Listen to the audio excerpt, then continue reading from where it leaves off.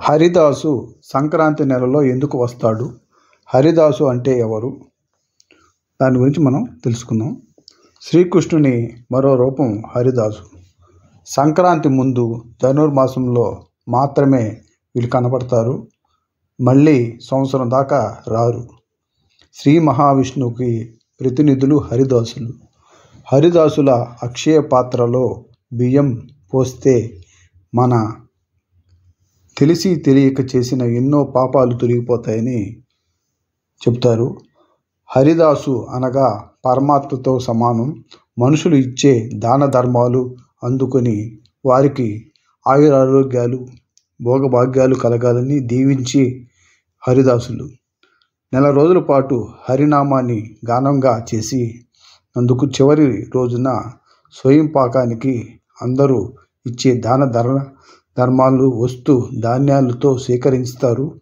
హరిదాసులు తమ తలపై ధరించే పంచలోక పాత్రను సూర్యభగవానుడు ప్రసాదించిన అక్షయ పాత్రగా భావిస్తారు. ధనుర్మాసం నెలలో సూర్యోదయానికి ముందే శ్రీకృష్ణ గోదాదేవిని స్మరించి తిరుప్పావై పఠించి అక్షయ పాత్రను ధరించి హరిదాసులు గ్రామ సంచారం ప్రారంభిస్తారు. ఇంటికి తిరిగి వెళ్ళే వరకు హరినామ సంకీర్తన తప్ప మరేమీ మాట్లాడరు. అక్షయ పాత్రను దించరు. ఇంటికి వెళ్ళాక ఇల్లాలు ఆ హరిదాసు పాదాలు కడిగి అక్షయ పాత్రను దించుతుంది.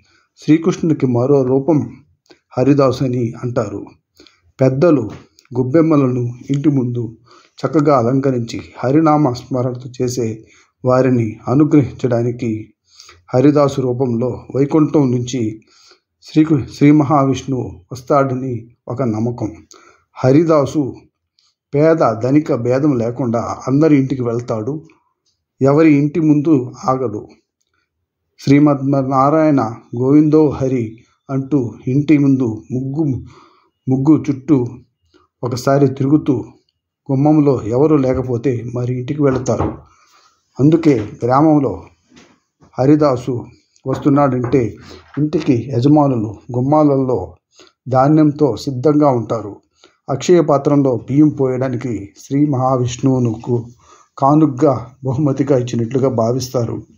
హరినామ దాసు తల మీద గుండ్రటి రాగి పాత్రను భూమికి సంకేతంగా శ్రీ మహావిష్ణువు పెట్టాడనే కథ కూడా ప్రచారంలో ఉంది.